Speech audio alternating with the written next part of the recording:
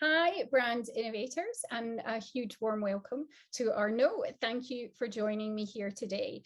Arnaud, you and I are meeting just a few weeks ahead of 2021's United Nations Climate Change Conference, and it definitely feels like the clock is ticking louder than ever on environmental issues. And this could really well be the decisive decade for action and change. We know that consumers' biggest global environmental concerns focus on climate change. They focus on plastic waste. WPP data that we have has shown that over a third of consumers believe manufacturers and brands are responsible for leading the way for a more sustainable future. Now, it's well noted that fashion is one of the most polluting industries. And part of your own manifesto at Vestiaire Collective talks about the fact that clothing consumption is rising. It's set to rise by 63% by the year 2030. And in fact, today we're wearing our items 40% less than we did 10 years ago. So with that kind of background and context, can you start by telling me and everyone here stay a little bit more about Vestiaire Collective and the purpose that you have behind the brand? Of course. Hello, Jane. Hello, everyone. So Vestiaire Collective was created 12 years ago. Initially, it's a French company, but we are global now. We operate in more than 80 countries.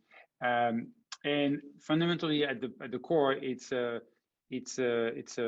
marketplace where people can buy and sell secondhand fashion. And then we have always focused on more the desirable fashion, right? So it goes from luxury, the typical brands, the Chanel, the Gucci, the Hermes, but obviously going a bit down.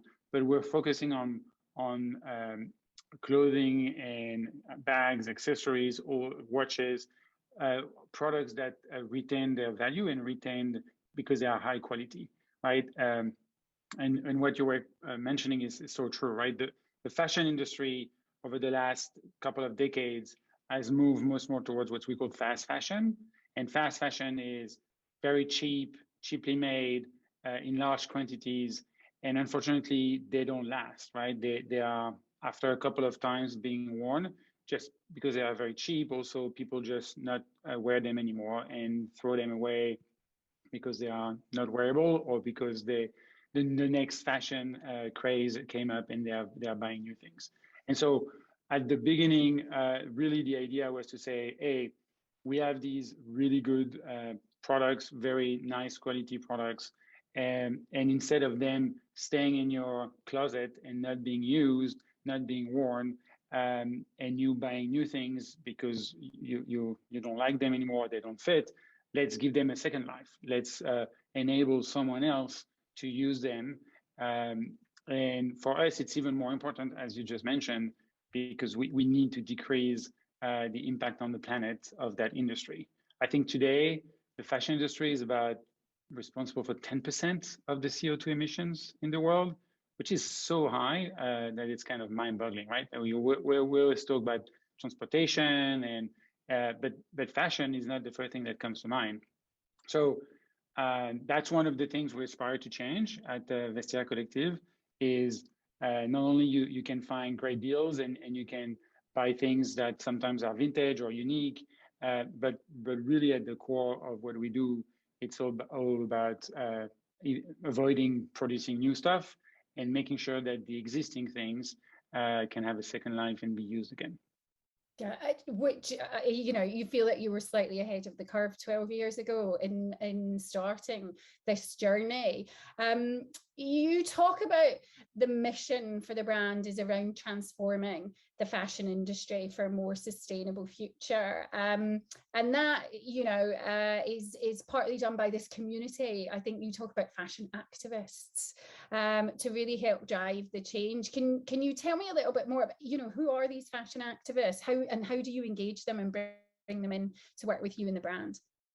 Yes. So what's very interesting is if you think, if you look at younger generations, right? Like my kids, teenagers, I mean, obviously 20 years old also, but more and more of them, they don't want to buy new. And they don't want to buy new I mean, sometimes because they want something more unique that they can make and be basically stand alone and not just wear the last thing from Zara that everybody else is wearing. But there's also a growing concern about their impact on the environment and not being sustainable. And so I have friends, they're teenagers, they make a point to never buy anything new in terms of fashion, which I would argue that older people, our generation maybe, are not there yet. And sometimes actually buying new is seen as a quality aspect. And so that's one thing we really engage with, is we're trying to educate the community to say, this is how you can maintain and basically make sure that all the items you have, they retain their value and you can wear them longer. But also by authentifying, we authenticate all the products, we can ensure that you're getting the right thing. And so that really decreases the risk, because the first thing that comes to mind when you're thinking secondhand is, oh, is it going to be the right quality? Is the seller kind of making things a bit, looks better, but in real life, there is a spot somewhere, or it's damaged, or is it the real deal? Like, is it not a fake? And so at Vestiaire, we, from the beginning, we have taken that on by having everything shipped to a warehouse. And there we have people reviewing the quality of the item and making sure it's consistent with the description online, and then authenticating the products. And we have dedicated people that are experts that can tell you by just looking at the bag which year it was produced. They can look at things that you and I would not even realize are there, and tell apart a fake, even a really nicely done one, from the real deal. And so I think that's very important, because if you talk about fashion, there's always a risk, right? People, when they buy, especially more expensive products, the first thinking is, oh, I want to go to the store because that's where I can ensure it's the right thing. But we offer the same level of quality, if you think. Yeah, and so aspect of trust, as you've mentioned, is really important, but also that idea of education, as you rightly said, you know, sort of growing up, there was almost a little bit of a stigma attached to secondhand, or, you know, buying something that was already used, that I think you're right, generationally, you know, for some of us is quite hard to overcome. Whereas, yeah, I have two children as well, and you know, you sort of realize as well the consumption within a household can be quite enormous. So that education of saying, actually buying something that has been used already is the right thing to do, and actually a better thing to do, I guess is a big part of your communication then to potential customers and your customer base as well. Exactly, right. And we try to make it very simple, right? So if you're a seller, typically you don't have time, you don't want to go to the post office to ship it. So we really looked at it as how we can make it as easy as possible. So you can list, and we will identify the product, and then you can basically list it faster. Then we will, once you sell, we'll basically, all you have to do is print the label, and everything is taken care of. So you don't, sometimes you, depending on the where it's being shipped, people can even pick it up from your home. So trying to reduce the friction, so more and more people think like that. And what's interesting is when you talk to especially younger generation, but more and more everyone, people start thinking of almost like renting an item for a certain time, right? Like if you buy a bag, I mean, bags are a very good example of that, because you want to change, right? And if you buy a Chanel bag, Hermes bag, Gucci, I mean, you name it, you end up with a relatively expensive item. And after a couple of years, if you're not wearing it anymore because your taste has evolved or you bought a new one, you don't want that to just stay in your closet. And what we're able to help people do is they realize the value that remains with that bag. And you now have people that buy something thinking, oh, I know I will be able to resell it for 90% of the value, or sometimes 100%, because some products really Go keep up. their value and go up potentially. And then it's a very different calculation, right? It's almost like an investment. People think, oh, I'm buying that more expensive watch or more expensive bag because I know it will retain its value. Yeah, I mean, this is an interesting concept, right? Because I think when we look at sustainability, and certainly the work that I've seen over the years, we talk about this value action gap, that consumers know they should be doing something good or changing their behaviors, but actually it's quite difficult to do. So I love that idea about how you've kind of baked into your business model, and I'd love to hear more about this, that that you will make delivery as easily as possible. You're communicating that actually in some ways you're just renting this product for a period of time before you pass it on. That's clearly a deliberate strategy, right? You've thought about each aspect of the journey or the experience that consumers might have. And is that built then into your strategy, your business model, kind of, the whole way through? Is that something you'd say that you kind of thought about throughout the whole journey? Yes. So very much so. I mean, it's a bit easier for us because sustainability is core to our brand, right? So it was already there from the get-go, and it's something that's really visible when you talk in the office. We have a chief sustainability officer, and she is there to always make sure we don't forget about that angle. Not that we do, but sometimes you need a reminder, right? And so this is a core aspect of what we do, how we think about it. We have a warehouse in the north of France. We have a couple in the world, and in the north of France in Tourcoing, where it's all about being sustainable there also, right? In terms of using LEDs, having solar panels, and when we are working with the shipping companies, we try to use electric vehicles. So you basically want to drive it as much as possible in everything you do. It's not always easy, by the way, right? I mean, obviously, shipping things is not great for the planet on the face of it. But what's interesting is, I think what makes it easier is that in many times and many ways, it helps the business. Like making good business decisions basically is aligned with being sustainable. And it's not always the case, but more often than you think, the two align. And I think that's when it's even obviously much easier to make the change. I saw a really interesting quote last week. I think it was the chairman of Siemens, and he was talking about this argument around affordability. That a lot of businesses say, well, it's going to put our costs up and our prices up. Whereas he felt that was really just an excuse for not making the necessary decisions or investments in the right processes. It sounds like you would probably agree with that sentiment from the sounds of kind of the way you're working internally as well. Yeah, I mean,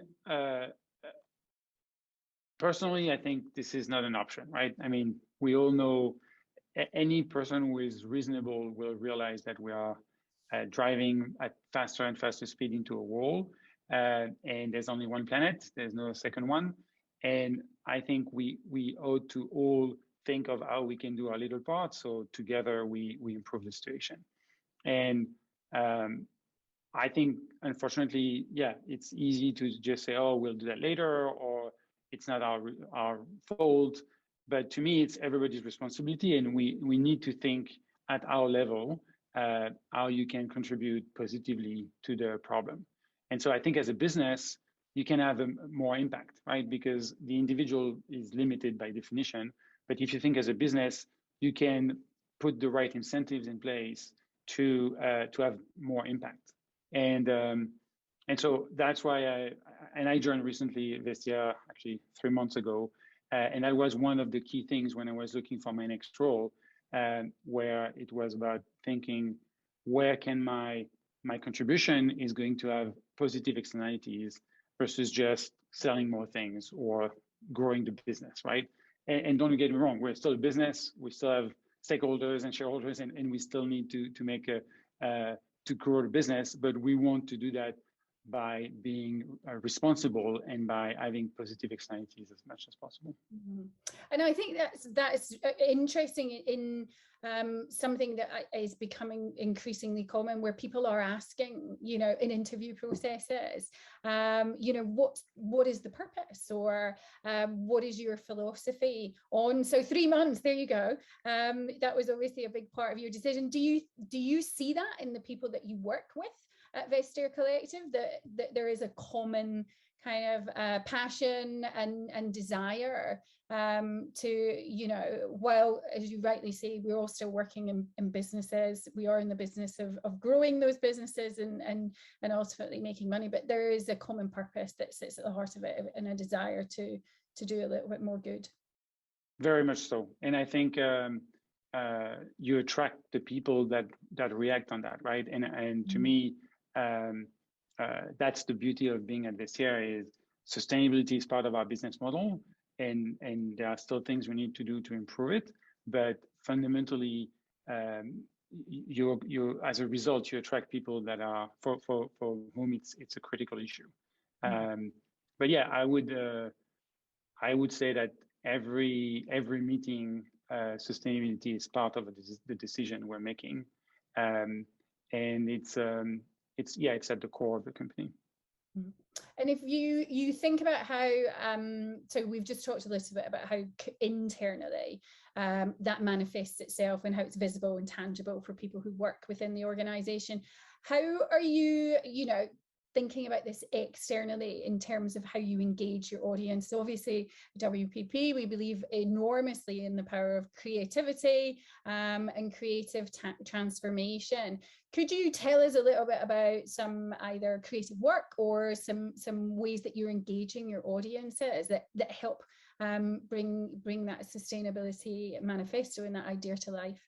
Yeah, so we try to do a lot of education, right, and use when people are on our site or engaging with us, use that opportunity to give them the right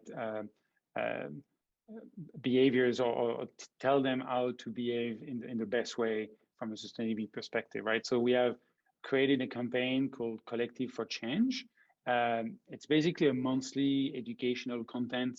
Sometimes it's a post, sometimes it's more of a video, and it's around sustainability and fashion. And it's we're working with influencers, organization like DOR is one we worked with recently.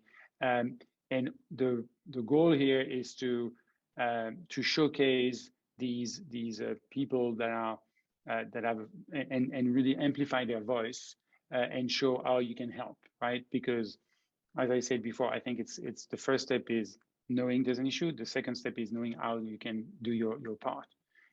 So that's one area where we're trying to educate about secondhand, preferring quality products, giving a second life to your items, and beyond, by partnering with these other entities. I mean, what's interesting is, and I'm a little bit new to fashion, so hopefully we won't have too many fashion experts who are going to point me wrong. But the way I look at the business of fashion is, you really have two worlds that are kind of two camps, right? You have the fast fashion, which has gone from 2 seasons a year to 50 or even 100 micro seasons, and almost every week you have new collections coming up.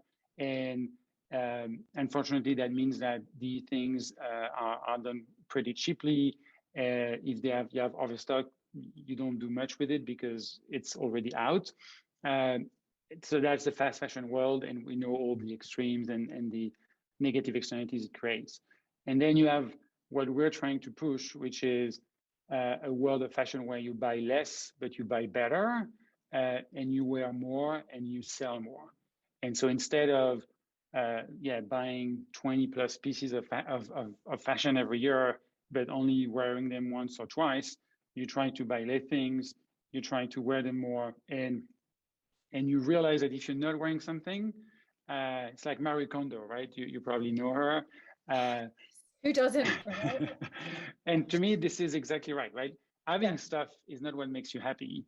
Mm. And actually, when you say goodbye to things, and especially if you're not throwing them away, but you're giving them a second life, um, I think that makes you actually feel better. You feel like you're not weighed down by all your possessions and your stuff.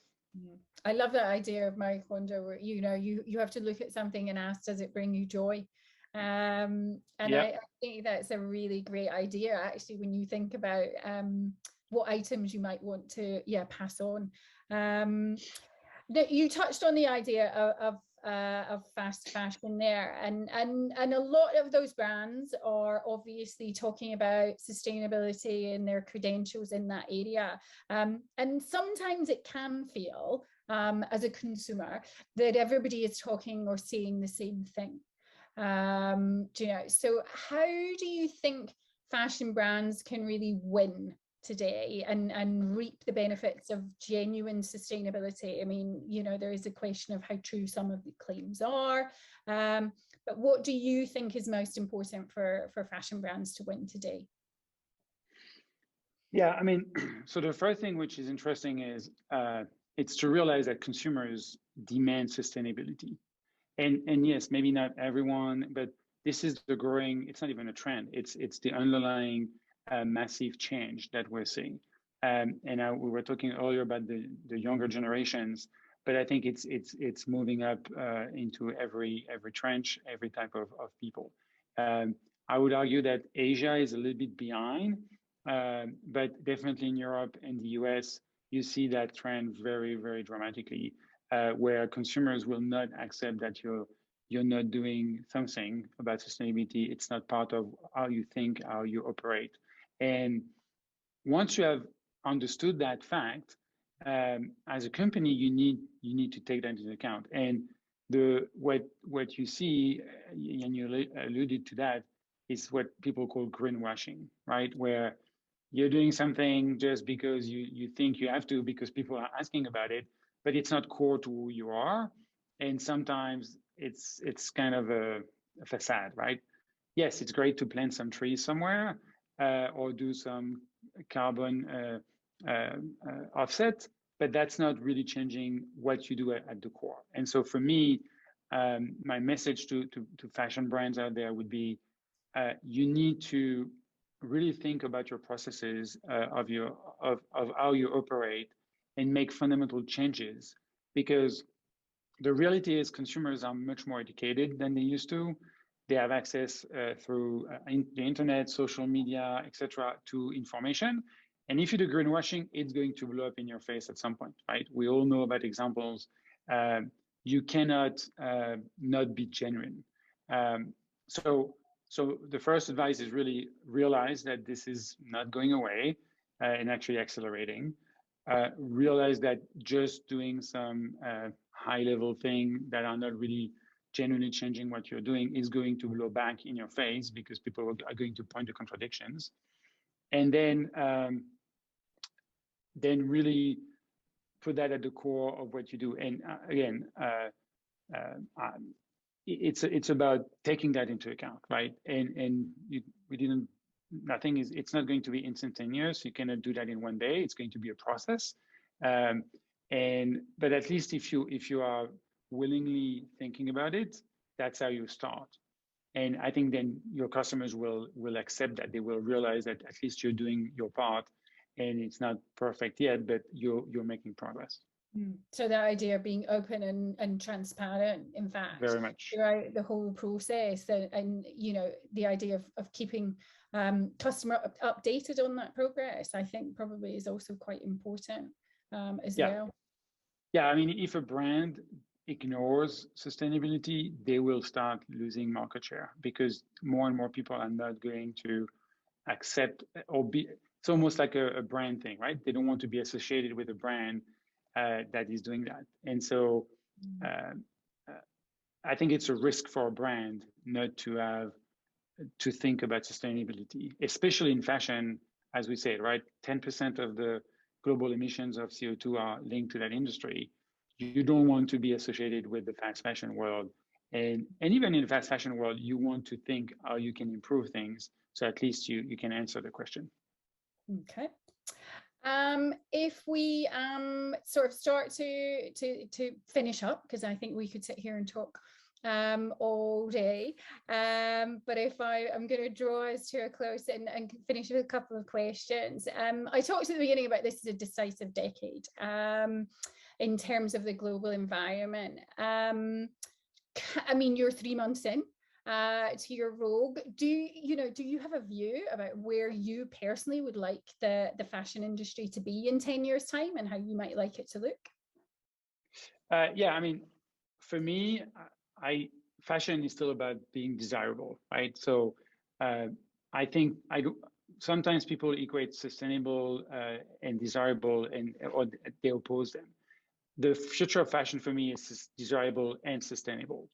It's realizing that secondhand doesn't have to mean second quality and lower than the new, and it's actually showing that you can be sustainable and be desirable at the same time.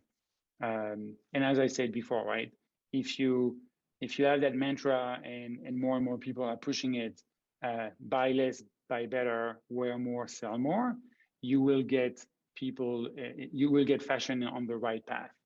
And I'm not saying we should not buy new things, right? I mean, there's still a place for new things, but what you don't want is buy new things that are not going to be fully utilized, because then it's a waste. So you've talked about your mission and the purpose of the brand. Now, one of the missions of the brand is about creating a circular fashion economy and ecosystem. I think you talk about it.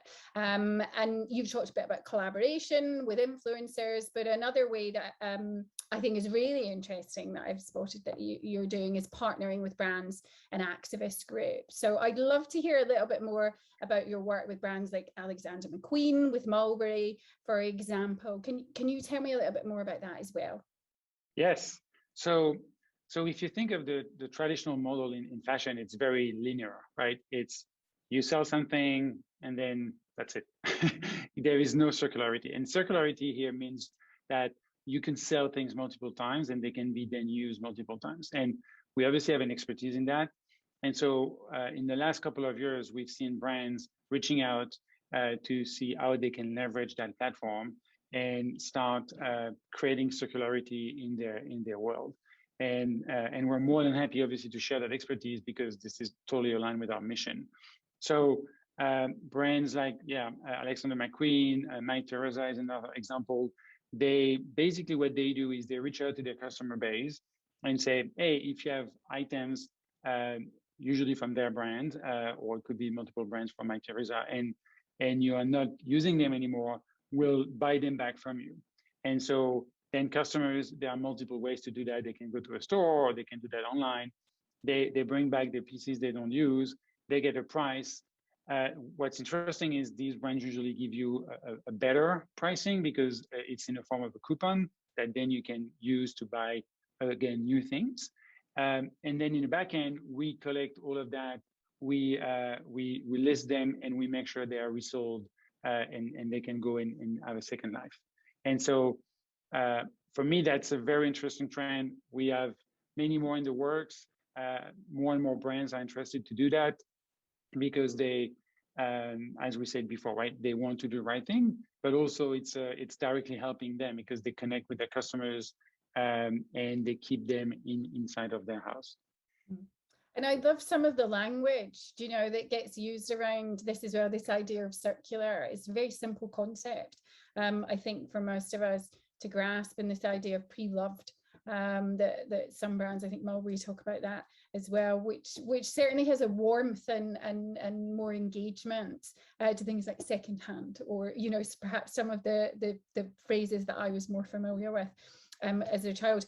And what it sounds to me is that you mentioned these brands are approaching you and your organization. So there's an element of an understanding that you are at the forefront and that you're pushing this. And something that I know you've recently been awarded is this first B Corp fashion resale platform.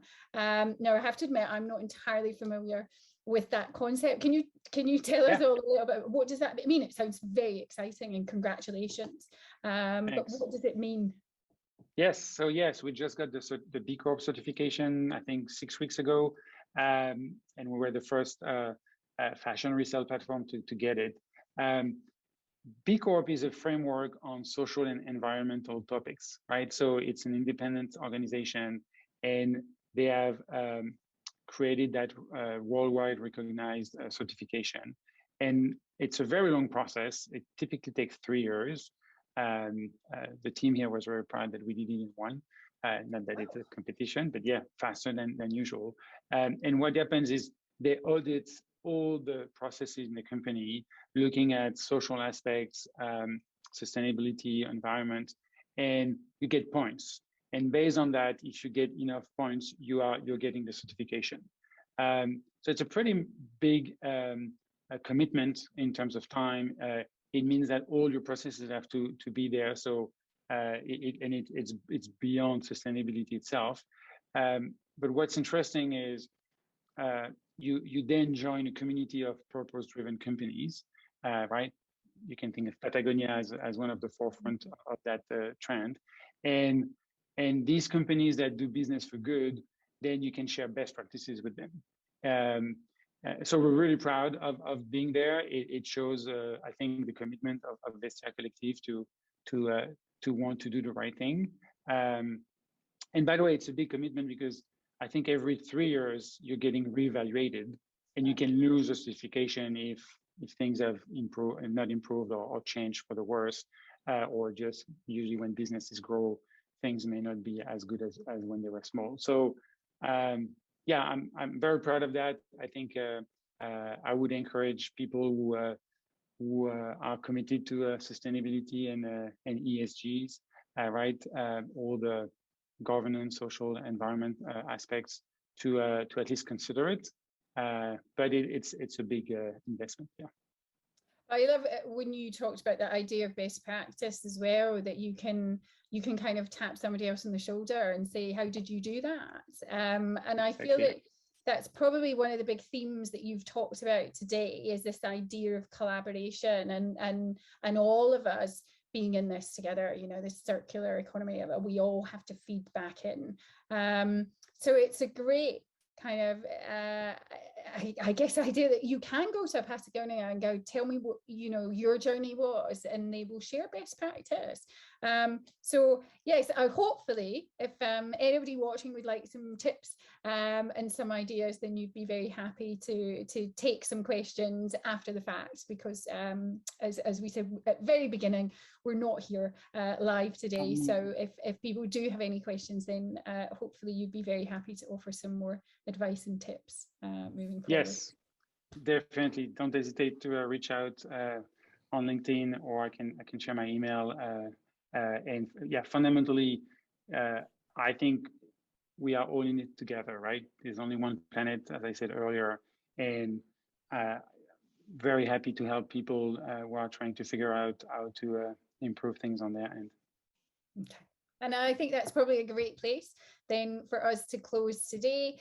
Thank you so much for joining me, Arnaud, and everyone here at Brand Innovators. And I hope you enjoy the rest of your day.